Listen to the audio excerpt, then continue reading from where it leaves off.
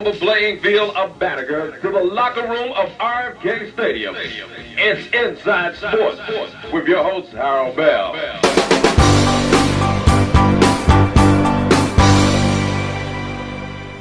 Well, Harold has been a crusader for the rights of black people all of his life. He has also been a crusader that have had a lot of friends, not only in the black community, but the white community in sports. And he's one of my friends over the years. We've done many things together. So Harold is truly a man that believes in his culture and his people and will always be that way because nobody's ever been able to change him. So, hey, that's my partner. In the sports world today, everyone claims to be an insider. Harold Bell is the original insider. Washington Times sports columnist Dick Heller says Harold Bell is the godfather of sports talk, the good kind. He played message music such as Wake Up Everybody by Harold Melvin and the Blue Notes, What's Going On by his homeboy and friend Marvin Gaye, and the James Brown classic Black and Proud. He was the first on-air sports talk show personality to write commentaries and the first to host sports media roundtables. Harold Bell is the man for all seasons. He was the first sports media personality to involve pro athletes, politicians, judges, entertainers, and media personalities in his community endeavors. In November 1974, he became the first Afro-American to host and produce his own sports television special in prime time on NBC affiliate WRC-TV4 in Washington, D.C. His special guest, the greatest, Muhammad Ali. And they say that friendship is like our shadows. They're sticking with you as long as you're in the sun, but once you cross over into the shade, the shadow disappears. How do you distinguish your friends? Well, I wrote something once that says, friendship is a priceless gift that cannot be bought nor sold, but its value is far greater than a mountain made of gold. For gold is cold and lifeless, it can neither see nor hear. In time of trouble, it's powerless to cheer. It has no ears to listen, no heart to understand. It cannot bring you comfort or reach out a helping hand. So when you ask God for gifts, be thankful if he sends, not diamonds, pearls, or riches, but the love of real true friends. This is Muhammad Ali, the heavyweight champion of the whole wide world. I want all of you to check out Inside Sports with my main man, Harold Bell. Inside Sports, it's about that. Unique in its sins as a country. We're not unique in our evils, to be honest with you. I think where we may be singular is our refusal to acknowledge them. And the legends and myths we tell about our inherent, goodness to hide and cover and conceal so that we can maintain a kind of willful ignorance that protects our innocence. See, the thing is that when the Tea Party was happening, we were saying, pundits, oh, it's just about economic populism. It's not about race.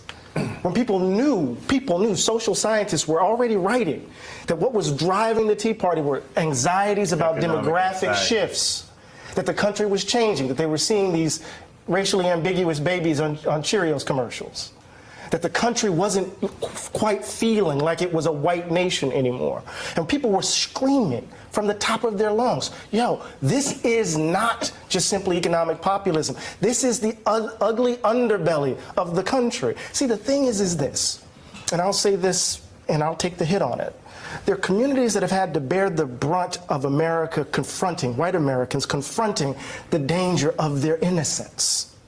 And it happens every generation. So somehow we have to kind of, oh my God, is this who we are? And just again, here's another generation of babies. Think about it, that 2-year-old had his bones broken by 2 parents trying to shield him from being killed. A woman who has been married to this man for as long as I've been on the planet almost, lost her husband. For what? And so what we know is that the country has been playing politics for a long time on this hatred. We know this. So it's easy for us to place it all on Donald Trump's shoulders. It's easy for us to place Pittsburgh on his shoulders. It's easy for me to place Charlottesville on his shoulders. It's easy for us to place El Paso on his shoulders. This is us. And if we're going to get past this, we can't blame it on him. He's a manifestation of the ugliness that's in us. I've had the privilege of growing up in a tradition that didn't believe in the myths and the legends because we had to bear the brunt of them. Either we're going to change, Nicole, or we're going to do this again and again, and babies are going to have to grow up without mothers and fathers, uncles and aunts, friends, while we're trying to convince white folk to finally leave behind a history that will maybe, or embrace a history that might set them free from being white. Finally. What else? Lord help us. My name is Gary Johnson, and I'm the publisher of BlackMenInAmerica.com, and welcome to Speak the Truth. Let me say a few words before I turn it over to our host, Harold Bell, on Speak the Truth. I run this website, BlackMenInAmerica.com. Harold writes for the site. We host the show, Speak the Truth, and a lot of people have trouble with the truth. Sometimes I'm out and I get somebody who'll call and say, man, why you got Harold Bell on that show, man? He doing this, saying that. And then the next week I get somebody said, man, whoo, so glad you had Harold Bell on that show. He telling it like it is. I don't care what you feel or say about Harold Bell. I can just tell you this. I ain't ever heard nobody call me, try to bring a lawsuit, try to tell me he was this or that. Talk is cheap. One thing about him, he will say it, he'll stand by it, he ain't moving, but he'll also invite you to come on the show and speak your truth. Now, I know a lot of people in the media, they have their opinions on him too. And they'll stand by him. They may not like him, got a heart of gold. Man's got a heart of gold. Mr. Bell, I'm gonna turn it over to you. You speak the truth. Matter of fact, before we came on the air, there are people on this show. We got a roundhouse panel here. There were two people on the show who will go unnamed for now, who were talking about something going on in 1957. Man, that was before I was born. So what are we talking about? So we got people who got some history who know you. I'm gonna shut up. Here's your host for Speak the Truth, Harold Bell. Thank you, Gary. I just want to say, man, that I received an email this morning from one of the panelists on the show, and he said, man, I am so proud that we have the guts to tell the truth on Speak the Truth. And that is a hell of a statement, man, because that's all I've ever dealt with, man. My grandmother told me at an early age, she said, especially when I got my own radio talk show, she said, son, I want you to do me a favor, to always tell the truth. Evidently, she heard me telling a lie. She said, a lie will change 1,000 times and the truth never changes. And I've always remembered that, man. And it has carried me throughout my career, throughout my life, to always tell the truth. That's why when I see anybody that I talk about, I look them straight in the eye. I look them straight in the eye.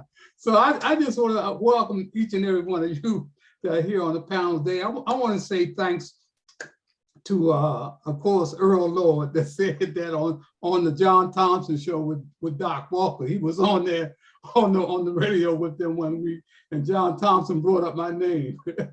Before you could get my name out of his mouth, Earl Lord said, let me tell you something. Harold Bell may be controversial, but I have yet to hear anyone to call him a liar. Man, that's a hell of a statement, man. So that's the kind of thing, man. You know, Dave Bing, as many some of those who are sitting here know, I done had my problems with Dave Bing.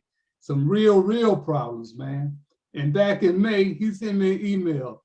Said, Harold Bell, please continue to be yourself. You are appreciated more than you know. And a couple of my friends know that's a hell of a statement coming from Dave Bing. Cortland Malloy, just a couple of weeks ago, talked about my integrity. Cortland Lloyd for the Washington Post, man. He knows me. He's been out there with me. And Donald Huff, former sports writer, covered the high school beat, man. Said Harold Bell gets his ratings off the street. That's what he wrote a column on. And I want to say, man, to my man Kobe King, as you know, he has been a writer for the Washington Post for decades. And I knew something was wrong, but I didn't know what was wrong. But Kobe just wrote a column telling about him being in a depressed statement for many years and how he had to fight his way out of that. And I appreciate Kobe because he stood by me, man, looked out for kids in trouble, even showed me how to write a couple of columns for the Washington Post on the commentary section, man. So he's been there for a minute, and I was getting kind of concerned because, you know, I had to go to battle to help Earl Lloyd to get in the Hall of Fame, Willie Wood to get in the Hall of Fame. I'm sorry. And who was the other person I got to get in the Hall of Fame? I've forgotten.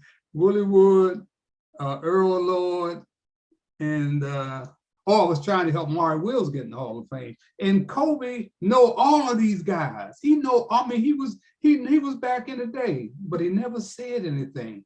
And I could not figure that out because I email him on a regular basis, let him keep up with what I'm doing, just like I do Cortland Lloyd. But Kobe, thank you, man. And I'm so glad that you are getting yourself together, man. You're a great talent, a columnist, man, that is really had an impact here in Washington, D.C. And thanks, you know, for being a friend of Kids in Trouble and being a friend of mine. Also, Jim Vance is long gone now. Another guy that helped me, taught me how to write. I used to go up there and sit down with Jim Vance because he used to write some hell of a commentaries, man. That boy could write some commentaries. So I would sit down to him on evenings, and he taught me how to write and tell a story. And that was so instrumental in my writing today. And of course, Bill Raspberry won the Pulitzer Prize, but what a lot of people don't know about Bill Raspberry winning that Pulitzer Prize, he won it for community service. Bill Raspberry knew absolutely nothing about community when he got here from Mississippi.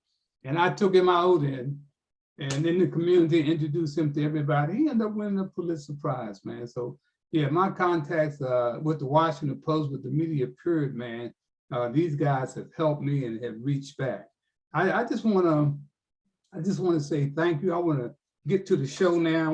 Got some interesting guests here with us today. The topic of the show is making children first in pursuit of athletic and academic excellence. My special guest is Dr. Rick Bryson. He is the founder of the Prince George's County Scholastic Awards, and he's going to join us. And then we got another young man, Carlos Prillman. He's the founder of the Fairmont Heights High School Football Alumni Hall of Fame. And I just want to welcome both men. I want to go to Carlos first. And Carlos, give us a little background and why. I know you're a former athlete and played at Fairmont Heights. And tell me, why did you find it necessary to find this alumni football Hall of Fame? Bill, thank you for having me, and thank you to everyone for having me today. And it's really important to me that when our leader, Coach Ralph Payton, passed away in early 2021, we're literally, myself and a few former players were standing outside the Fort Lincoln Funeral Home on Bladensburg Road in Washington, D.C. And we said to ourselves, we've had a man who's given his life to the development of young men on and off the field. He was a coach at Fairmont Heights High School, the head coach from 1977 to 2003, and then came out of retirement in 2009 to do one more season. Who called him? He led men for so many years at that school. He even helped that school with integration. And with his passing, we knew that we had to do something to help uplift our program, our school, and our community to continue the pursuit of, academic and athletic excellence, in the Fairmont Heights community. It's an area that's a historic Black high school. And after doing some research, I found out you're one of its esteemed graduates. So thank you as well for, adding to our legacy at our school. But we wanted to make sure that the kids that we try to reach today in that program, as well as the people who made the school great from yesterday, were able to find a platform where they could connect. We honestly believe that children today, if they have a purpose or see that they come from greatness, will have a much better chance at achieving greatness. So our program, as a Fairmont Heights Football Alumni Association, and also with the annual Fairmont Heights Football Alumni Association Hall of Fame, which is the first Saturday of every August. This most recent year was at Martin's Crosswinds in Greenbelt, Maryland. The purpose is to preserve the history of the school, preserve Coach Payton's ideals for academic excellence and athletic excellence, and to make sure we pass the lessons learned from the past on to the current students of the future. So that's a little bit of a background about what we're doing today. And, we look forward to doing this for many years to come. Let me give you a footnote. 1959, I was all county as a wide receiver for Fairmont Heights. In case you didn't know that too. I saw a video where you had one of the members from the 59 team. I didn't know, I don't remember him, but Fairmont Heights saved my life. And I'd like to thank Ms. Fentress and Dr. Golson and Coach Farmer and Freeman, man, for having my coach Dave Brown send me over there to get my last year of schooling, because I was going to hell in a hurry, my brother, believe me. Also, I want to bring on our other guest, Dr. Bryson.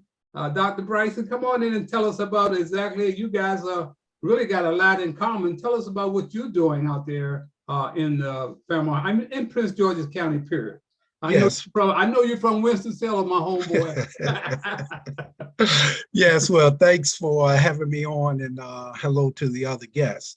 And yes, Mr. Bell, I'm a non-DC native, but I've been here 30 years, so I consider this, this is home now.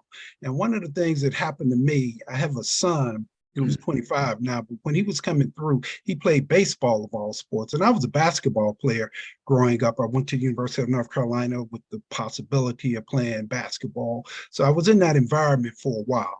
And so because he did baseball in this county, when I was 30 years ago, actually maybe 20 years ago, when he was involved in youth baseball, it was really, in my opinion, to be very blunt, probably at the low end of the totem pole in terms of resources and recognition. And so because he matriculated in baseball, me and a couple other parents were able to literally catch lightning in a bottle.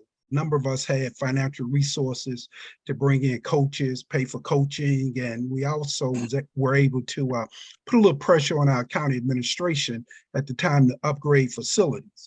And because of that, we were again, literally able to catch lightning in a bottle. We created a travel baseball team where we gave kids in Prince George's County and also some in DC that experience that's typically associated with high-level basketball. And so when these kids, and we had kids from all over the county, and again, as I said, DC previously, and as these kids were graduating from high school, one of the things we had also done in the program, not only play baseball, but I was able to hook up with some academic people. So for 3 years, kids were in SAT prep programs, college tours, and we did the whole 9 yards, as I consider what I just say youth development. And we would always bring in speakers, and so the kids had a well-rounded experience through the program. And so when they were graduating, I wanted to do something to not only recognize them, but also to involve their parents a little more. And so we came up with the idea of the Prince George's County Scholastic Awards. Initially, it was started in 2015, and we were able to do it. And our focus was primarily on baseball and softball players. And so we would get 2 students from each school, and we'll have a program to recognize them. And with the last couple of years, because of COVID, we've kind of put it on hold. So we pivoted to do what we've created. It's called the DMV Youth Coalition, and it's a combination of a number of groups that are doing things with the youth. A number of them have sports as their main focus, but we also have a number of groups that do academics, and we've tried to combine the two. So these groups that are doing sports primarily will have some resources in terms of for mentoring, as opposed to just what I call off the top mentoring in terms of nothing on paper. And we've been able to structure some things on the mentoring side to help groups to possibly not only share more constructive information, but also position themselves to be more favorable to grant awardees. Carlos, all of us here gathered here, one of the things that we're interested in is how can we save our young people today? Because we got young criminals committing crimes without consequences. How do we go about that? How does your group factor in to bringing those young people, man, to enhance their lives, man, to have them have a better life, man? Because right now, man, it's the wild, wild west all over the country, and especially here in the DMV. Tell us about what you guys are doing, Carlos. Mr. Bell, great segue. I can tell you this, a lot of people are interested in the Hall of Fame. They think all we do is the Hall of Fame. Right. The Hall of Fame item to engage the program, the school, and the community. It reunites history with current day players, and it ties it all together so everyone can see the value from everyone's generation. But the key is engagement. If you don't have something to engage today's youth, there's a good chance they're not going to listen to what you have to say. So we have to figure out what's important to them. We have to present it in a way in which it's not only educational, but also enjoyable. And that's what we've tried to do with our annual Hall of Fame event. Now, again, people say, it's a Hall of Fame. It's just no, it's more than recognition. We want one of the topics that we have for our Hall of Fame event. We let everyone know who attends that event and before they attend, this is going to be 4 hours of positivity. Okay. When someone or somebody in our schools or community does something wrong, it can make the news and travel this country in less than 60 minutes. When a student unfortunately brought a gun to Fairmont Heights High School this past year, one of my football alumni on Long Island in New York got me the message within less than an hour.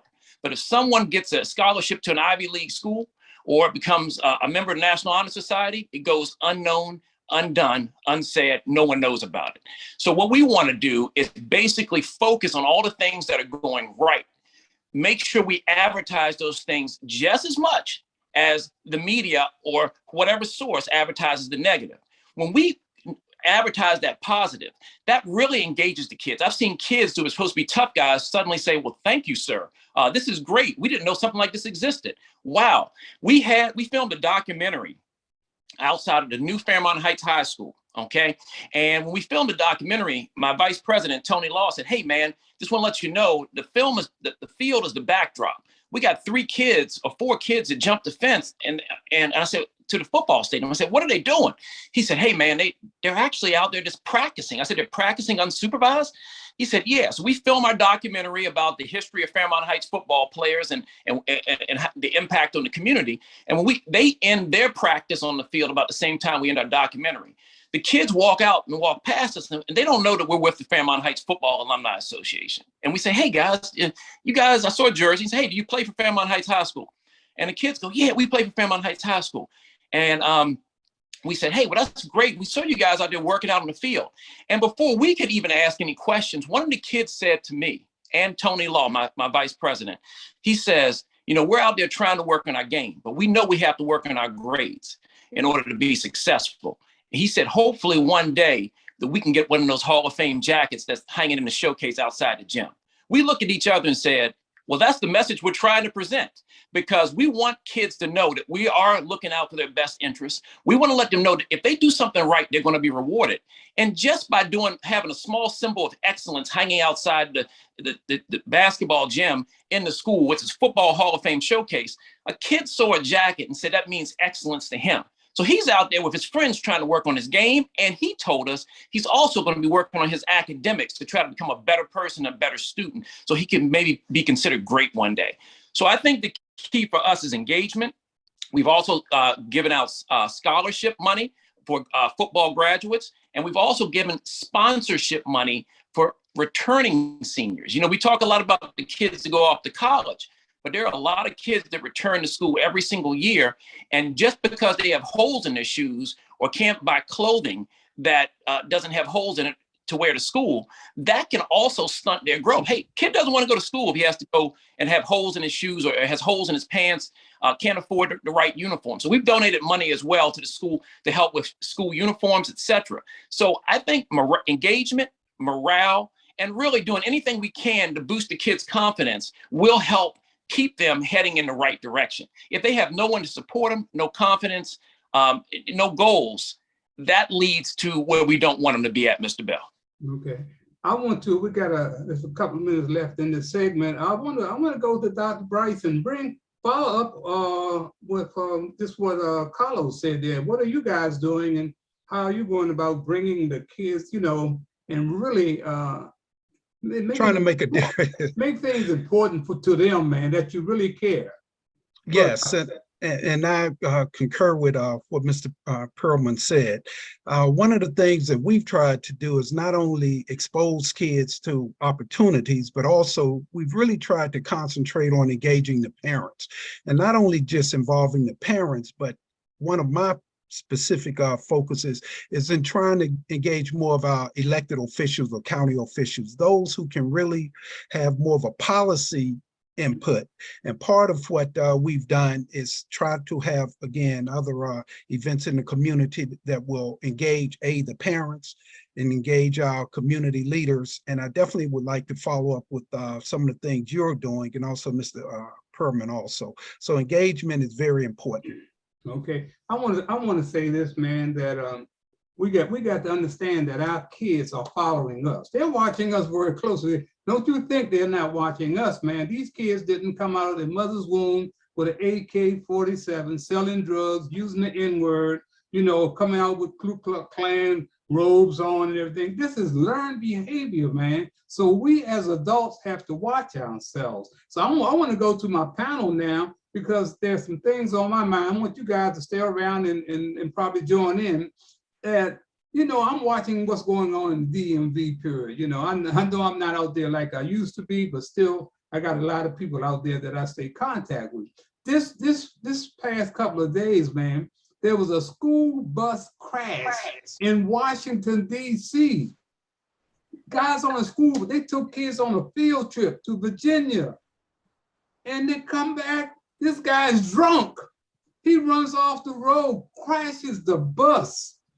They come to find out that he's drunk. There happened to be 4 teachers on there who made him pull over.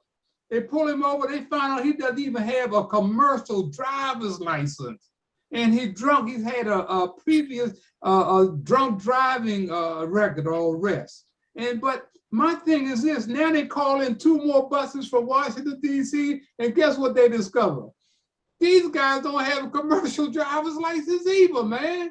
So my thing is, where is the checks and balances when it comes to the adults who's supposed to be looking out for the children? Bill Spivey, come on in and follow up on that. What did you think about that when you heard about it, Bill? Well, Harold, in an earlier segment we had probably 4 weeks ago or 5 weeks ago, when we did the thing on the police and the way that they are treating people. It goes back to the same thing I talked about then. It goes back to doing your due diligence. When you are looking for people to drive school buses, you need to do your due diligence, do your background checks. If you don't have the capability within your organization, then you outsource it. Because there's people out here, retired FBI agents like myself, who do background investigations. The only thing you need to do is contact their organization and say, we need you to do a background investigation on this individual. Trust me, this guy being drunk and wrecking this bus, this wasn't his first time drinking and driving, okay? And him not having a commercial license and the other ones not having a commercial license, it goes back to one thing, not doing your due diligence when you are recruiting people to do a job for you. It's real plain and simple. And there's absolutely no excuse DC or any other public school system can give for hiring people with no commercial license. That's like giving a guy a job to drive a tractor trailer for Walmart and he not need to have a tractor trailer license. You just can't do that. Right. Andrew, you like to follow up on that? My friend Andrew, a former DEA agent, and like Bill Spivey says, he's a former FBI agent, law enforcement. You guys got fabulous law enforcement background. Andrew, what do you think about that? I mean, you were, after you left law enforcement, you were still out there working with young people, because I witnessed it myself. What do you think about, man, the leadership, the poor leadership that we are experiencing across the board, Andrew? Well, Harold, I agree with Mr. Spivey. Background investigations, for the bus driver is very important. And the problem is, and my daughter works for the DC school system in personnel. They don't want to spend the money to do backgrounds. To me, it's a minimal cost to do it to protect the kids. There is no reason why these people should be driving buses without a license. That is an easy thing to find out. And I'm just appalled that they would allow this to happen because they don't want to pay for it. I got a problem, Drew. You're absolutely right. I got them with hiring people come from the outside, man, and pay them all this contract money that they could be hiring people right here in Washington, D.C. Why you got to go to Chicago or to Miami or somebody else to bring folks in here to help our children? And I got a problem with a guy like Dwayne Bryant, man, who did it. They hired him to come all the way from Chicago, Miami. He don't know nothing about this town, but they'll throw that money out there to guys like that, man. Even though, we got a lot of problems in this city and stems from the inside. Gary, come on in, Gary. Well, I'm a former background investigator, so I echo what Spivey and Andrew Johnson said. It's actually unconscionable that this would be allowed to happen. I just, somebody should be out of work after this. That's right. A couple of people, actually. Right. Lawrence, Harold, I have a motorcycle license. If you look at my Maryland driver's license, on it says CM. M is for motorcycle. They apparently are not even asking these people to produce a license, because if they did, the license would show on there that they have a commercial license. Right. Or they have a chauffeur's license. So they're not even looking at these people's licenses. Like I said, it's no excuse for this. Lawrence Lucas, come on in, Lawrence. Well, I think what you have, this is indicative of just poor leadership. I think that the leadership in Washington, as I keep up with it long distance, it's quite obvious that the leadership is lacking. And the problem is that we are not holding that leadership accountable. That's right. I talk about that a lot dealing with civil rights and this whole Black farmer issue. Without accountability and improving and having a dynamic and positive and aggressive leadership in the city as a whole, what is happening is you're seeing the systemic negativity that is built into not having strengthened leadership, and the people in the city, the parents and these organizations and our Black leaders especially, are not holding the leaders accountable. And I think the only word I can say is that accountability is something that is a must in our management of resources, and especially the resources that are relegated to keeping our children safe. And that is abominable that you have such a situation like you all have just described. Brother George Martin in Cleveland, former, of course, DMV guy, native, Fairmont Heights. George, you got anything to add to the conversation? Well, before I get started, I think we probably ought to bring in Ronnie Pinkney. Ronnie is a coach in the county, and he is much closer to the kids than probably all of us are, in that he's got day-to-day operations with them. So I'll pass the buck to Ronnie for the time being, and if there's enough time at the end, I've got some comments. Yeah, we're running out of time, so I didn't know he was gonna be here, but you got him there? Yeah, just give him a chance to say something. Come on in, Mr. Pinkney. Good afternoon, fellas. I just caught the tail end of the conversation. And basically what everyone was saying is the way I feel about it as well. It's as if the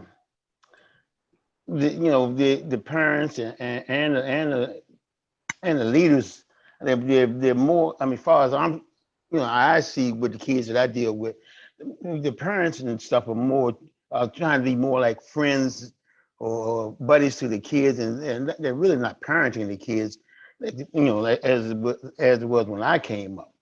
So I think that's a big factor in the way things are being run here, or anywhere as far as I'm concerned. Right, Gary. Let's run that piece on Val Demings. I think this is a video that we need to see that kinds of show you, man, that we cannot trust the leadership, and especially the politicians, and especially the police. Please run that piece, Gary. All right. To all of the elected officials, Commissioner, I know you're in the room, and other elected officials who may be in the room, let me tell you, after 27 years as a law enforcement officer, there's no doubt that's a tough job, that's a hard job, no doubt about it, but being in elected office, that's a whole nother level, y'all. And so that's enough for that. Really?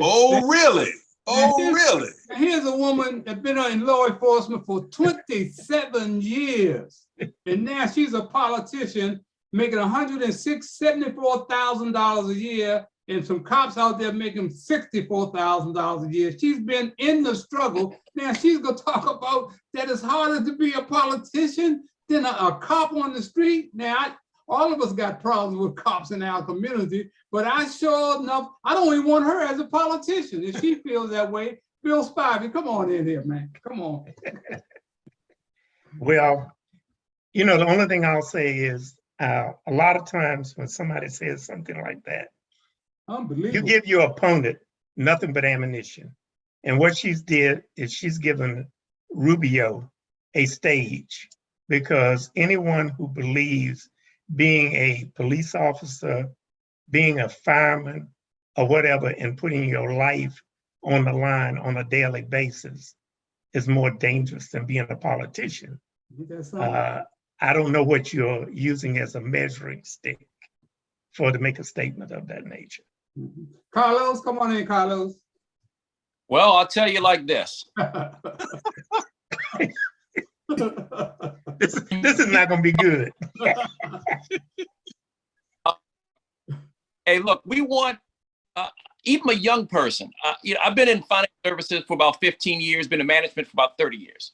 And I'm currently a bank branch manager of one of the nation's largest banks, okay? And one of the youngest employees at my location simply said to me, we expect more from our leaders than we do of ourselves.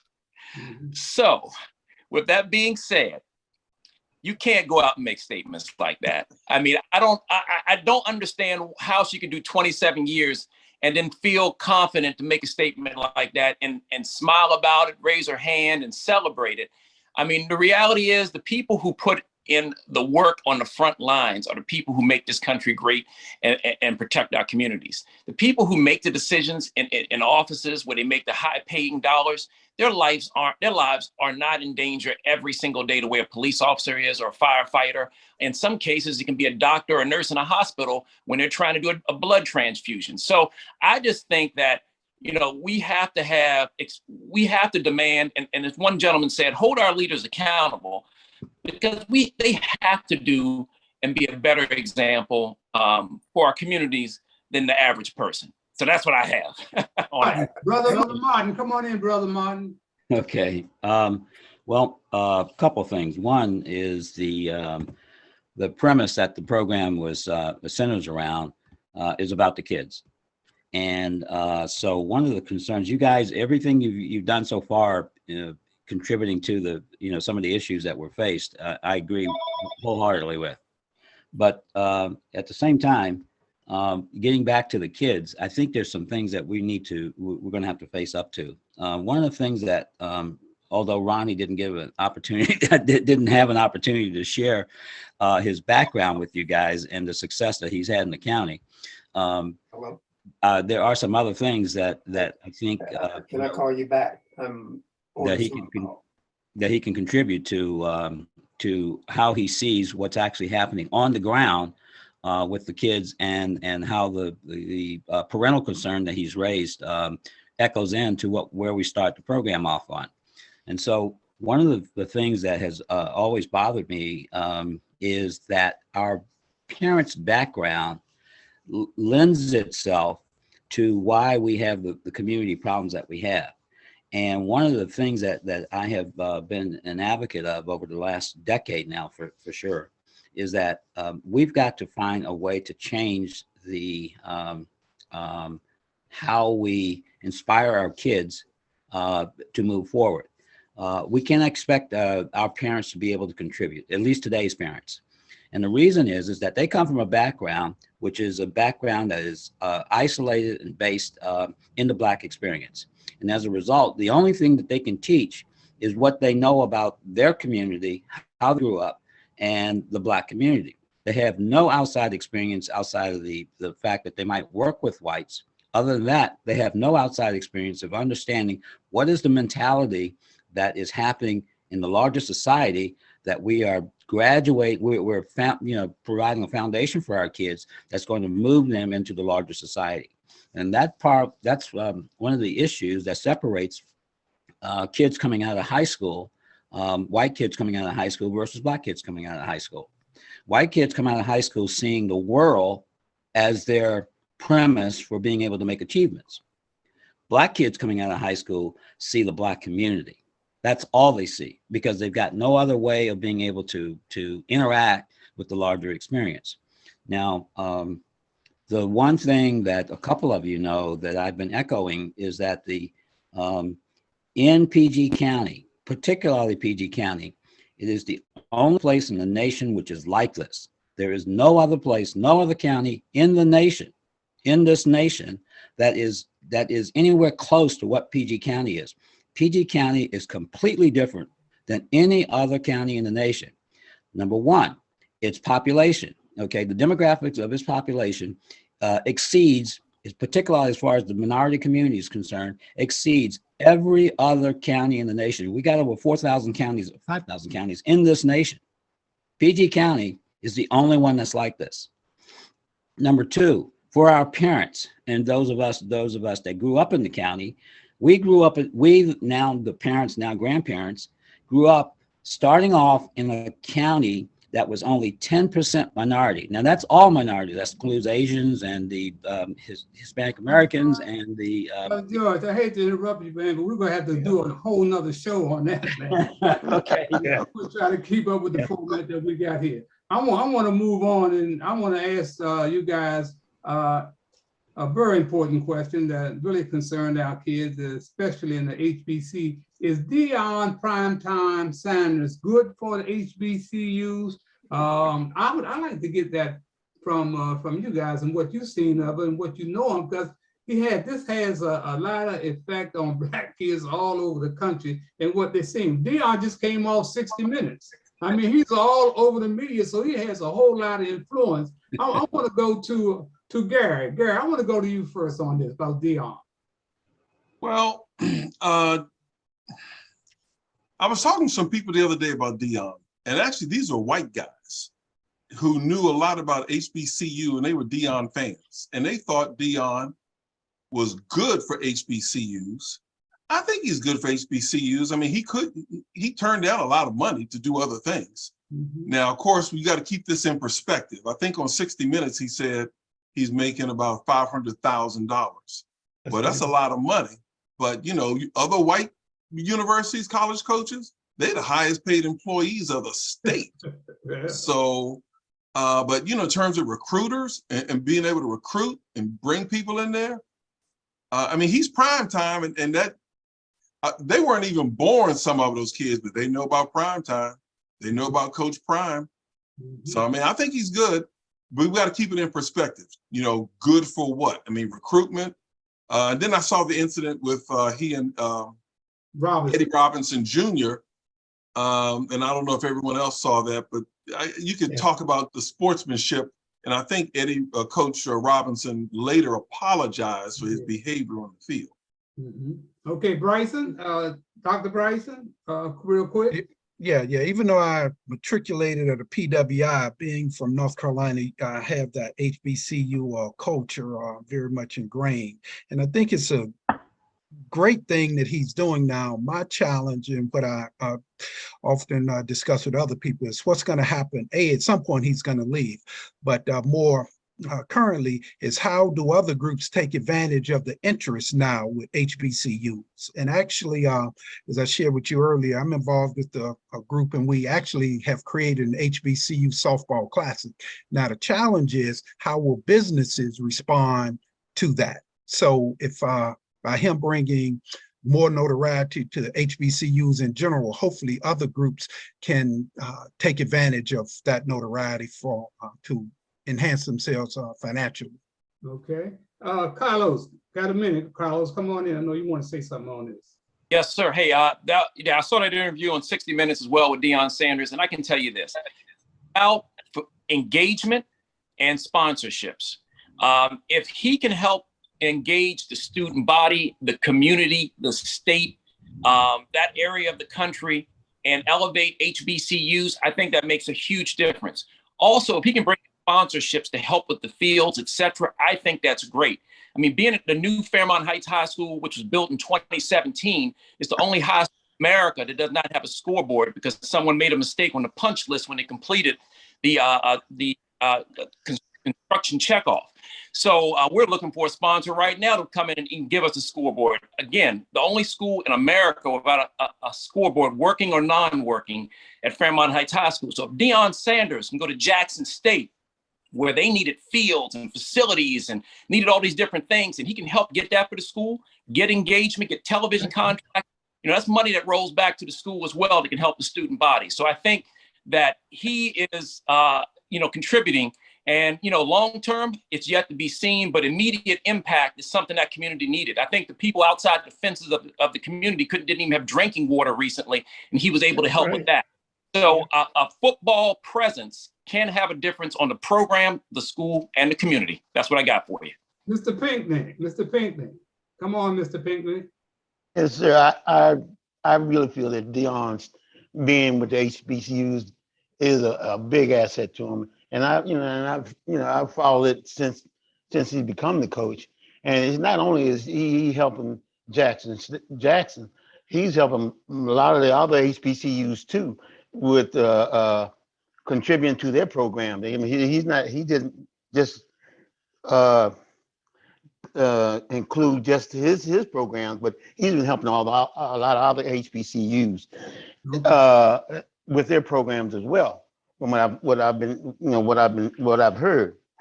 And on a side note, the gentleman just talked about the Fairmont Heights scoreboard. I'm kind of, what I've heard about that scoreboard thing. Fairmont Heights had a brand new scoreboard at the old school. And that was the scoreboard that was going to bring to the new school. But before that happened, someone in the community shot the scoreboard up. So the scoreboard was unusable. But the plans were to remove that new scoreboard. They had just put that scoreboard in there at the field at the old school. Because we played them we played them every year. So and it was a really nice scoreboard as well, because that was brand new and the logo and all that. But before they could get it out of the ground and move it, somebody shot it up. And so it was unusable. And not only that, all the bleachers that they had, the aluminum bleachers, somebody came and stole all the human bleachers. So I mean, things like that happen, and people don't hear about it. But that was something that I'm familiar with as far as what happened to the scoreboard.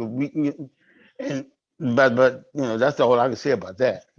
Well, let's keep it moving. I want to move on to Draymond Green now, punching his teammate out, of course, with the Warriors. I just want to say, man, that is that's over the line, man. There's no way in hell that this guy can remain with the team and for them to go on through the season and there's going to be no confusion, man. There's no way in hell a guy could steal me like that. I don't care how much money I'm making. He got a problem with me. And I just want to get get something from Andrew. Come on, Andrew. What do you think about Draymond Green? Here's a guy, professional. He almost 7 feet tall. This guy 5'10" or something. But for him to steal a brother like that, man, and professional, what kind of role model is he? I just like somebody to take a minute and tell me, Andrew, come on, Andrew, you're a former basketball player, athlete. Tell us what you think. You come off the playground. You came off the same playground I came off, so I know. Give me some idea how you feel about this, Drew. You got to get off mute, Mr. Johnson. You're on mute. There you go. He's getting off. There we go. Okay, Harold. In my neighborhood, we call that a punk move. That's what we call it. It's a punk move. It's a punk move. He sucker punched. Yeah. Harold, I have nothing else to say about it. That's just a bad move. It's a bad look, man. Okay, Luke, Lars Lucas, what you think, Luke? Well, I didn't see it, but the way you all described it, I think that's an example of athletes coming up and getting all this money and not paying attention to their own behavior. And they feel as though once they move forward and get this notoriety, they have the right to physically abuse someone else. That's ridiculous. We need to understand that as athletes and as leaders, we have to be an example, and that's a poor example of leadership, and it's a poor example on himself personally. And that's something that he's going to deal with personally. And I think that we won't be able to correct it, but somebody need to pull him aside and say, and have that, like the coaches used to do with us. They pull us aside and they move us off the bus and lock us in a room and tell us you can't compete no more. But that's the kind of integrity that we had when we came up, and that integrity is not ingrained in sports and leadership in this country, especially in our community. Right. Spivey, Bill, come on, Bill. Well, Draymond Green's actions, and I did look at the video. I looked at it several times. I kind of equate Draymond Green now to Terrell Owens, to Antonio Brown. And I think he's on that same track. I think his time in the NBA is going to be limited because this is not Draymond's first incident. And trust me, it will not be the last. And I think that what's going to happen is that eventually the commissioner is going to get to the point where he's had enough. And he's going to find himself in the same position, as I said, with Terrell Owens and Antonio Brown, and he's going to be out of the league. It's with Draymond, it's all about him and not about anyone else. And when you do an action like he did, sucker punching Jordan Poole, the referees are going to look at that, and they're going to start putting him in a position that he's going to get thrown out more games than he's had in the past. So you can't continue to act like this. The NBA is not going to continue to stand for it. Okay, I want to move on because we're running out of time, but another very important issue I want to talk about that should concern all of us. Jackie Robinson must be turning over in his grave The World Series, there's not one black African American on either team. He's not in the dugout. He's not in broadcasting. They got 3 brothers from somewhere else, man. Here it is, 2022, 75 years later. And we got, and baseball has been perpetrating a fraud for a while. I mean, every Jackie Robinson day get called, they put a 42 on everybody. You understand? Like they got black ball players in the league. And what they should do is put 42 on those black African Americans that are in the league, and you see they down to like 6%. You know that, I mean, folks won't wake up, man. They will not wake up and smell the coffee. We got brothers out there pretending to be minority owners. James Brown claimed to be a minority owner of the Nationals. He don't do nothing but care to line up out to the umpires. We got Magic Johnson in LA. He don't make no decisions on personnel. They ran Derek Jeter out of where he was. He thought he was gonna be a minority owner. They told him when he came in, you go fire the 2 black guys who were Hall of Famers, man. So I'm saying, man, why do we keep putting up with this? Why is it that we don't take a stand on anything, man? That when you say something, man, say, hey, man, there's the handwriting on the wall. Come on in, Carlos. Come on, real quick, Carlos. All right, real quick, I'll just tell you this. The biggest thing I see in Major League Baseball is the fact that the leagues that are set for the minor leagues for the kids from the age of 6 on up are highly expensive. You know, African Americans can afford to buy a pair of basketball shorts and a tank top and a pair of basketball shoes to play basketball. Most of the football equipment is given to them by the community centers and the high schools. They can't afford to go to those baseball camps at the age of 6. By the time they get to high school at 14 or 15, and if an African-American kid wants to play baseball, he's competing against another kid who's had 10 years experience training. And then when you look at the filter system, then the white kid comes out on the end and he's going to get the spot in college or he's going to get the spot in the minor leagues. So you got to have a pool to pull from, and our pool is greatly diminishing based on cost. That's where I'm at. That's right. I'm sorry that my man John Hollis couldn't be here today from Atlanta. John is a RBI coach and manager for the Atlanta Braves, and he knows all about what is really happening with our black African American players, man, and it doesn't look good. The next thing I want to talk about, which I really like, former Dallas quarterback Troy Aikman said they need to take the dresses off the quarterbacks. I agree wholeheartedly, man. Some of these calls that these guys are getting, man. Andrew, come on, what do you think about that, Andrew? You're a football fan. Well, Harold, I agree with that. I mean, there's no consistency in the call.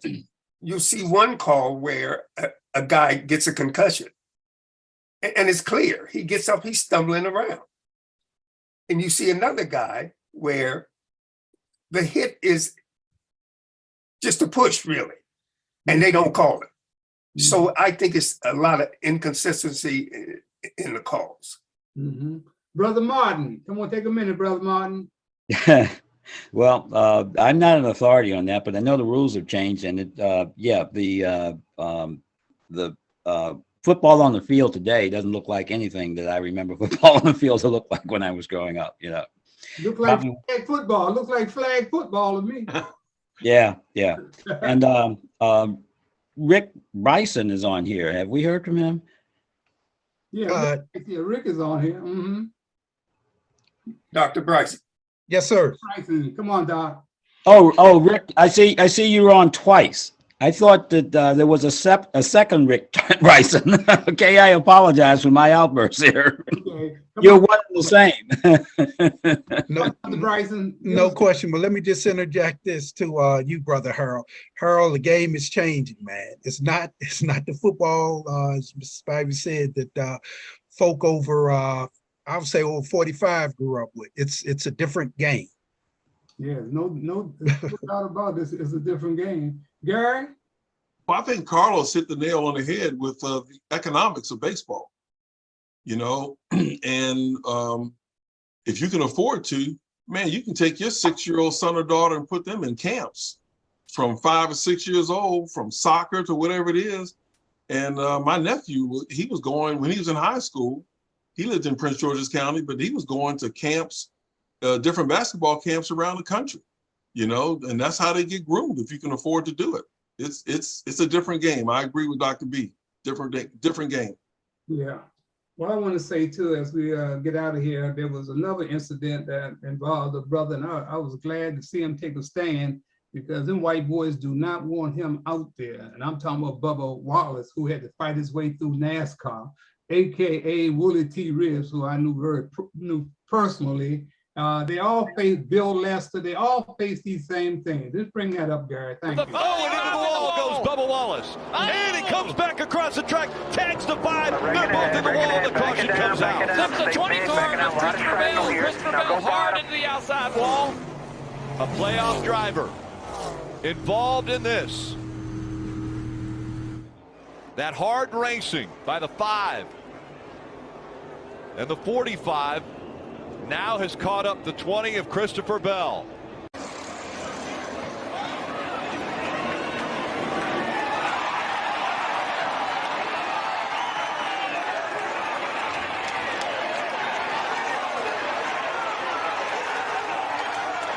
Let me say this, man. This is a dangerous sport, man. And this brother is outnumbered out there. You know, no telling how many folks that don't want him out there driving those cars. And I'm glad to see him stand up for himself, because Willie T. Ribbs, Bill Lester, all of them go through the same thing, man. And I'm glad to see him now. The white boys have been doing this forever. How many times you have seen them do the same thing, man? Now they want Bubba expelled from NASCAR, period, man. But I'm glad to see, man, that he decided, man, hold it. Enough is enough. So come on in, Bryson. I see you smiling out there. What you say? Yeah, that NASCAR, man, it's, as you said before, a dangerous sport. And then what's always interesting is how the discipline is mitigated by the powers that be. So we'll see what happens, because I'm sure he didn't ingratiate himself with their fan base. And so I'm interested to see what they will do to him. Yeah. Anybody else got a comment? Well, as I've said to you many times, you know, we used to have an old saying in the FBI, the rules are not for everybody, they're just for us.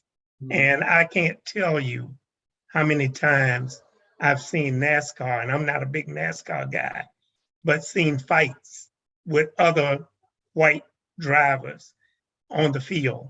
And now you have the same incident with Bubba Wallace, and it's going to be blown out of proportion, and it's going to be a big deal. Like I said, the rules of NASCAR, they apply, but they apply just to us. Yeah.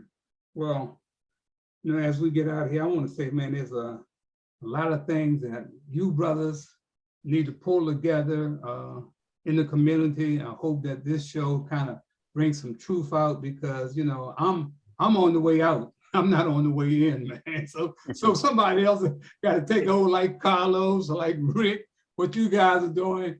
Our children, man, it's about our children. I don't care what, the bottom line is about our children. And my thing has always been about children and senior citizens. They don't have anybody to protect them. They don't have anybody to protect them, man. I mean, Andrew, Gary, you was telling me about the seminar or something you were on this weekend, and you found out these guys taking all the money. And we yeah, I was just about that, Gary. Well, just real quickly, I was presenting at a seminar for social justice, and they were talking about asthma, cigarette smoking in the Black community, and a couple of people had testified on Capitol Hill. And one of the things I found out was Al Sharpton and his National Action Network, they take contributions from Reynolds Tobacco. Now they keep saying, oh, smoking is bad, but they'll take that tobacco money. Same thing with the Congressional Black Caucus. They said that they take the contributions. Now, Sharpton said he takes the money so he can use it to host forums to talk about smoking. Well, you know, okay, I'll leave it at that. Yeah, I just want to say, man, we got a lot of problems in our community, and really, it's really the P's, really, the pimps in the pulpit is one, the police, the politicians, all of them, man, are causing big problems in our community, and those of us don't stand up. We won't stand up. I mean, I've been I've been involved with the Fairmont Heights alumni group. Carlos, good luck. Good luck to you, my brother. They got a lot of problems, man. They will not stand up, man, for our young people. And with the, and you know, PG County used to be one of the worst when it came to police brutality. We were one of the worst in the country, man. So it looks like whatever Alsa Brooks is doing, whatever this new chief is doing, it seems like they're having less trouble than they used to have. So hopefully that is a good thing. But I want to come back, man. I want to talk about these pimps in the pulpit. I want to talk about these. Let me I want to get a last word. We're gonna have a segment where everybody take one person take the last word. I'm gonna get the last word to Lawrence Lucas. Lawrence Lucas, can you bring us up to date what's happening with the black farmer? Here we are approaching the end of another year. And at the same time, we've been fighting there for the black farmers of this country. I want to say that I was going to read the letter, but I think I'll just summarize it. There was a letter demanding that the Secretary of Agriculture, who was put there by President Biden, pay off the debt of black farmers, implement the Section 22006 of the Inflation Reduction Act, and make sure that the monies that have been appropriated and the intent of that money going to black farmers is in turn demanded that the Secretary of Agriculture to pay the black farmers the way he has paid white farmers. We have a letter from Cory Booker, Raphael Warnock, Charles Schumer, demanding that the Secretary of Agriculture, Tom Vilsack, appointed by President Biden, pay off the black farmers. What you have now is a settlement that a piece of legislation that was supposed to relieve the debt of black farmers. And Secretary Vilsack is not paying the farmers. What we have is the fox watching the hen house here, because you would think that our leaders will demand and make sure that happens. I think the letter in itself, dated September 15, 2022, asking the secretary and the president to do something about the debt relief. He pays off, cherry picks and pays off some of the farmers, and then as a double-edged sword to their racism, we found that now they're going to send a 1099 to all the farmers that got some of the debt relief. Come on, man, somebody go on mute. Go ahead, keep Luke. Come on, Luke. So what we have is we have a situation where we must hold our political and use our vote, hold our political leaders accountable. We also have to also demand that discrimination can't at any level be practiced, especially by administration that we put in place. And the reason why Biden is in place today was because of the black vote. And we should use that vote as leverage to make sure that black folks are treated equally in this country, and black farmers are to be treated the same as white farmers. Thank you. Well, don't forget. Can I make one comment on that? We got to go. That's the last one. Martin Luther King made a speech on this some 60 years ago, approximately, exactly covering what he's just shared with us. I'd like to be able to send that to each of you. If Gary or Harold will send me the email addresses for each of you, and I'll get that to you. It's a very powerful speech. Don't forget to vote, folks. We out of here. By the river, in a little tent,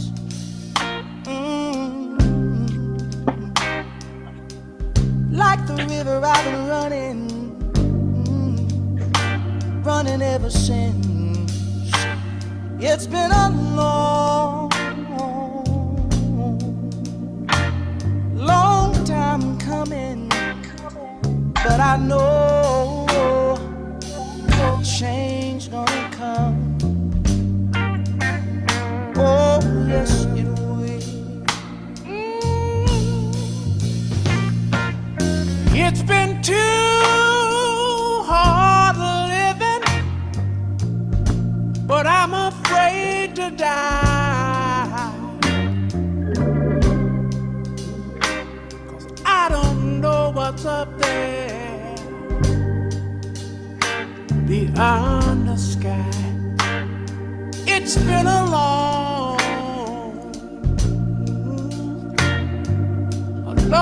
time coming, but I know a change gonna come. Oh, yes, it is.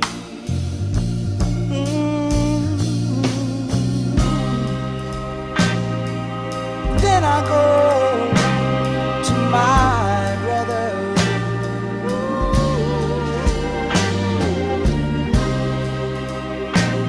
And I say, brother, help me please.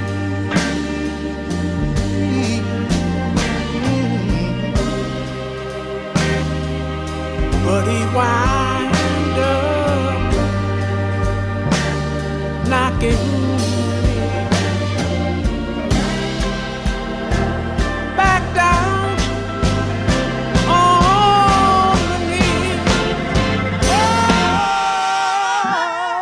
There've been times that I thought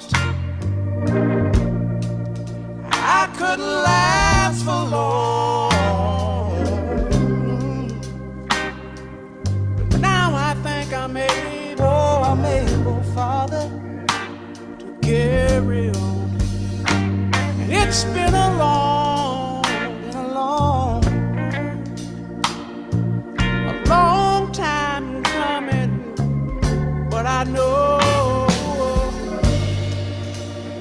change gonna come. Oh, yes it is. Yes it is. Yes it is. Said I know that a change is gonna come one day. I know a change gonna come.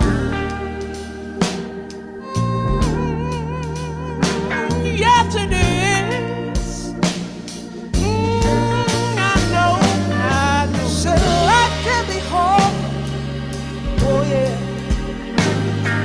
And times can get rough. But still I know. Still I know a change gonna come. Oh, oh, oh, oh, oh, oh.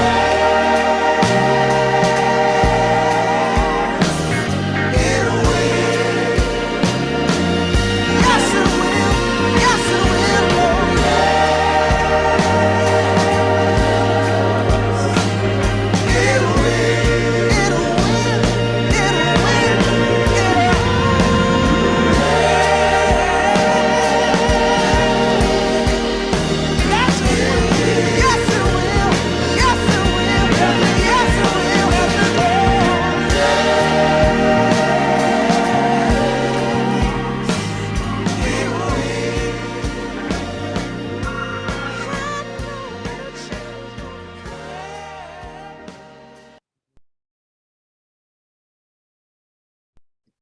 Thank you for watching today's show. We had a great panel, and unfortunately, we ran out of time. We wanted to show you another clip, but we're going to show it to you tonight as a bonus. This is a clip of Professor Eddie Glaude Jr., where he is calling out Republicans on their behavior and showing and illustrating the damage that it's doing to the country. Take a look. Eddie, my dear friend, I saved you for last for an important reason, because you told me so. And I remember where I was sitting, and I remember what I was wearing, and I remember where you were sitting, and I remember what you were wearing. We were on the 4th floor in 30 Rock. It was after the massacre in El Paso, something that Miles Taylor also talked about today, saying it was that moment that he knew that that shooter had likely been radicalized when he looked at the manifesto. And you spoke in a way that shook me and shook everyone that saw the clip, that that circulated for months and still does. This is who we are. You know, Nicole, I was sitting here thinking as I was listening to David and Heidi and thinking about the first hour and the way in which we are kind of representing Donald Trump. Think about someone who has diabetes, that there's already something wrong systemically in the body. And then you introduce a high level of sugar to that body. And what happens? It throws it all off, right? Now, we could blame it on eating that particular item, but there's already something wrong in the body. So what I want us to understand is that Trump isn't the problem. He just simply accelerated it, intensified it, right? What we're facing in this moment, I believe, are the new redeemers. That was that political coalition in the aftermath of the Civil War who organized in order to seize political power and enforce white supremacy. So we could talk about the conspiracy theorists and the white nationalists. What we have is a Republican Party that is, in fact, the new redeemers. That's who they are.